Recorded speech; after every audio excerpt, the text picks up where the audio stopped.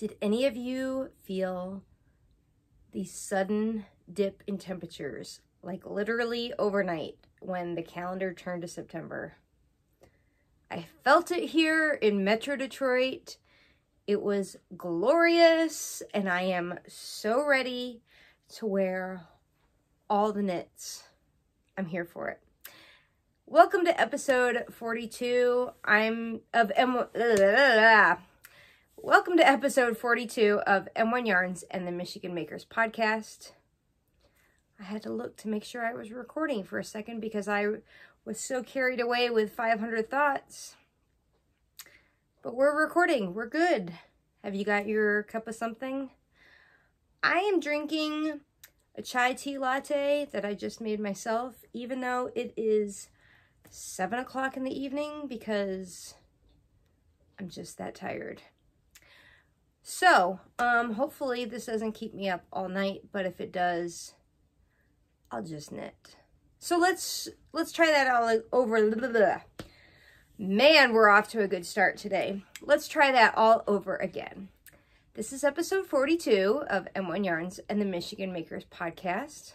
I'm Jamie. I'm the dyer behind m1yarns.com. And I'm your host this evening, this morning, whenever you're watching this. I hope you have a drink and some knitting because we have some fun stuff to talk about. Yeah, fall is like literally a couple weeks away, officially. But here in Michigan, the leaves are starting to fall, shockingly. It literally went from like 90 degrees to the leaves falling overnight. But I totally have knits on the brain. So let's start with what I'm wearing and then let's talk about a new make along. And I say make along because you can knit along, you can crochet along, you can do whatever you want along. Just join in. So I am wearing the Cowgirl Crop. This is a pretty new pattern by, how do you pronounce her name? I hate getting names wrong, so I want to give it my best shot. Maral, Mokri. That's it. And her, like, handle on Instagram and whatnot is Knitting Ruined My Life, which I think is just the cutest thing. This was her first design, and she has since released another pattern, and I believe she has another pattern in testing. So she is on a designing roll. If you don't follow her on Instagram, go give her a follow because she's very talented, and I think that she will be bringing us exciting things to come. This is super cute. It's a short sleeve crop top that today I have paired under a jumpsuit just for some fun styling adventure options. I couldn't decide what to wear. Anywho, I am also wearing, do you like how I'm coordinating my boots and my hat? This is the Manhattan Hat by Tori Yu, and this is a kit on my website. Basically, it is a one skein wonder, and I don't know why my hair is like so lumpy underneath. I just diffused it though, so maybe it's a little bit like my hair has a mind of its own. Okay, that looks better. But my ears are very strangely huge. I never look that good in hats, I don't think. That doesn't look bad. Okay. If you're still here for this, thanks for staying through the crazy. This is a one skein wonder of worsted weight. The kit on my website is called the Manhattan Hat Kit. It comes with the faux fur pom-pom that I've coordinated. Like, there's a whole variety of colorways, color combos, I should say.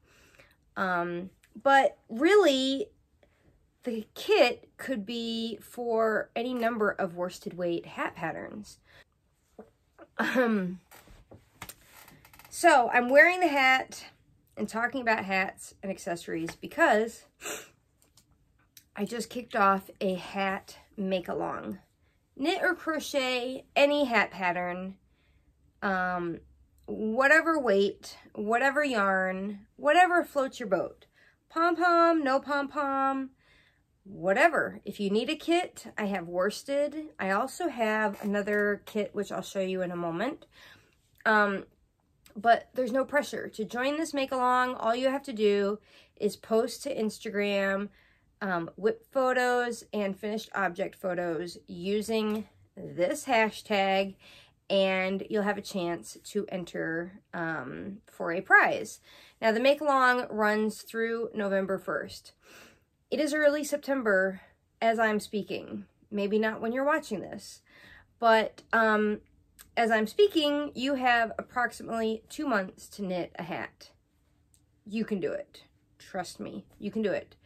Put on a good movie, put on, you know, a good binge show, whatever floats your boat, and get to cranking out a fall accessory. So if you are interested in an Aran weight hat kit, this is a sample that is in my shop. Let me put it on for you. This is the, excuse the crazy hair. We're all friends and family here, right?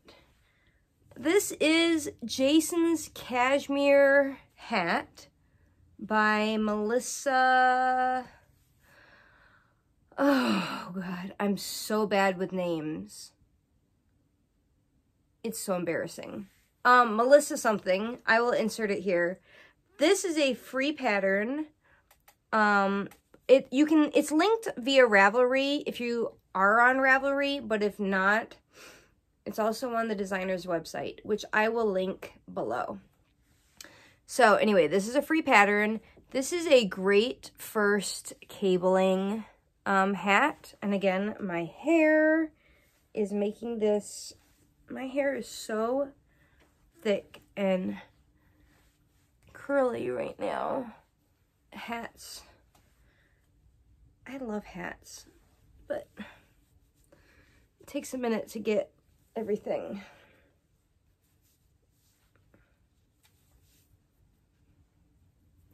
Okay, that's better. Now I'm looking a little more normal. What was I saying? This is a great beginner cable project. In other words, if you've never done cabling before, I recommend this because it's small enough that, you know, you're not getting overwhelmed. It's approachable. The pattern is well written. The cable sequence, which is between these columns and just repeats the same thing all the way around. It's, you know, like 2 stitches one way and 2 stitches the other. So you're not really like juggling a lot of stitches. So I highly recommend this if you're looking for a free pattern, an Aran weight pattern, or a cable pattern, because this is all of the above. So I have worsted weight and Aran weight kits in the shop in a lot of colors. Check them out if you need yarn. It's there. If you don't, no pressure. This is just a fun, like, community building make-along. Just make a hat, whatever pattern you want, by November 1st, using the hashtag. That's the whole thing. So moving on from that,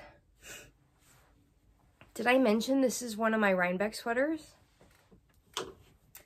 And my other Rhinebeck sweater, well, one of my other Rhinebeck sweaters is, I've talked about this before, but it's a dress.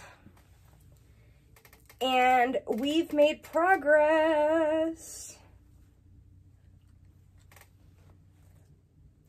So I would have I wonder if I can somehow like stand up and, this isn't gonna work. You just have to trust me and wait for the FO photo. But, I'm almost down to my knees section with the color work at the hem of the dress. And I would have been farther, except I just yesterday ripped back 28 rows to here. I was further than this and restarted it. And I'm over halfway through that. So I've almost caught up. But this is the Gimmstein by Johanna Vow. It is a bottom-up dress, and I've talked about this before. It's bottom-up, but obviously I'm knitting it top-down because I hate bottom-up. So someone has asked me to post my notes on Ravelry on how I jimmy rigged the pattern to do it. There we go. Now you can kind of see all of it. Someone wants my notes on how I converted it to top down, and yes, I am going to include all that. I'm just making sure that all of my calculations and conversions and all that work out well. So far, so good. The one thing I will say, and on the topic of why I had to rip back 25 rows of color work, can we just have a moment of silence for that? Oh my God. I had to really talk myself into it, and it took a couple days while knitting to admit that it needed to be done. But here's what had happened. I was knitting, so I was knitting down the dress towards the knees in stockinette on a like 20-inch cable. And when I got to the color work, it basically scrunched everything up. And you know how you have to get your floats to lay basically how the garment is going to lay. Well, I don't normally have a problem with this. I mean, I'm an experienced color work knitter, but here, in the beginning of the color work, this is a far distance between like the cream to the cream and the green to the green. And I don't catch my floats, I just let them float. And it was tight. And I was trying to convince myself that I could block it out. You know, you're like, oh, the magic of blocking. No. There is no magic in blocking for overly tight floats. Don't fool yourself. Don't listen to that devil on your shoulder. Listen to the angel on your shoulder, or listen to me, because I should have known better. After like continuously trying to lay it out and then putting the whole thing on an SOS cord to see what it looks like and then trying to smooth it out, I was like, yeah, stop fooling yourself. This is gonna look like absolute dog do if you don't rip it out and redo it. And I thought, you know, I have knit all of this so well, and I even had ripped back this part to get the shaping right at one point. This is going so well, and I'm so proud of myself for doing a bottom-up, top-down. Why am I going to leave this crappy color work like this? So I ripped it out. I'm much happier. It's a little bit puckery. I think it's the way it's on the needle, but this will block out. This is fine. This is fine. So I'm almost halfway through the bottom color work. So that means I'm almost done with the body. That'll just leave the sleeves. Thank God, because we're like 6 weeks till Rhinebeck. I'm kind of panicking. I think once I finish the hem, I need to then set this to the side and work on my third Rhinebeck sweater, which is a cardigan, which I talked ever so briefly about last time, and I'll tell you about in a minute. But I think I'll set it to the side because the sleeves are like a no-brainer. I can come back to them, like literally probably the week of Rhinebeck, and cruise through them in probably 2 or 3 days. So I am still loving this. I highly recommend it. I highly recommend it top down because I highly recommend top down, period. But we won't talk about that anymore because I talked about it ad nauseum last time. So also last time I talked briefly about my third Rhinebeck sweater, which is a cardigan. This is the Woodland cardigan by Tania Barley. And last episode, I had not yet cast this on. I have since cast on. I will say it's going faster than I thought it would, but also at the same time, I haven't given it much attention in a week. And so because now I have 6 weeks to finish the dress and this steeked cardigan for the M1 Steek Along, which is another make along we're running right now. I'm nervous. I do think I can do it, but it's going to require like a lot of, you know, buckle down and do it. This is what I have. I got through the short rows. I think I'm halfway to the sleeve separation, and I just started these. Let's see if I can get it so it looks less scrunchy on camera. So these, I only have, what, 1, 4, 2 on each side. These bobbles run down the whole length of the sleeve. And I thought they would be difficult, but they're not.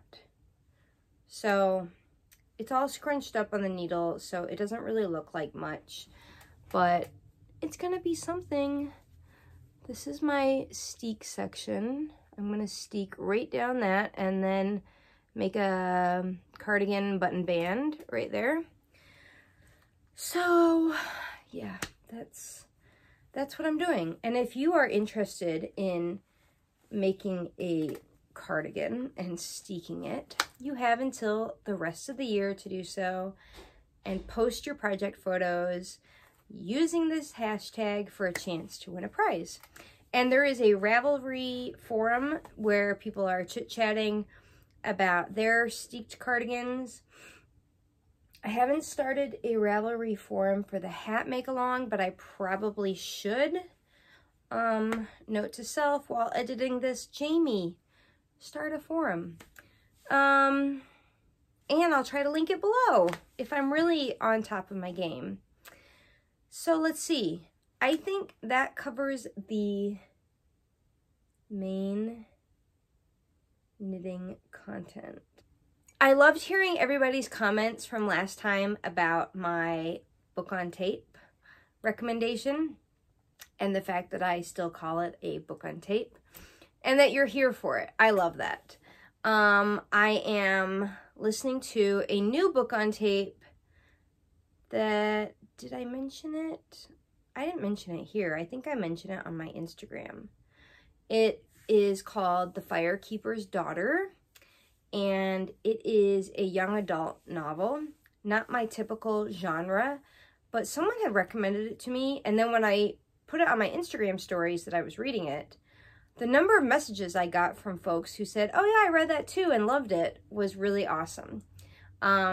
This is written about a community in northern Michigan of Native American young adults, and involves the topic, well, it involves a lot of heavy topics, so I would recommend like proceeding with caution if there are certain subjects that are sensitive for you. I will leave it at that because I don't want to give away, I don't like to give away things about books, but that's what I am listening to while knitting and dyeing yarn. And speaking of dyeing yarn, I am at the tail end of dyeing for Advent kits. Woo woo! I'm so excited. This year's Advent boxes are the theme Mad for Plaid. If you missed out on ordering them, you missed out. That's it. There's no more. The ordering window closed, and you have to wait for next year's Advent kit, which I'm already brainstorming. I have yet to decide on a theme. I like themes. Last year was the Roaring 20s. This year is Mad for Plaid. All the colorways are inspired by tartans, so that's kind of cool. Yeah, I like themed things. So that's all I have for you today. Thanks for joining me for another episode. Show notes are below. I hope your stitch time has been fun while watching this, and I will see you next time. Bye!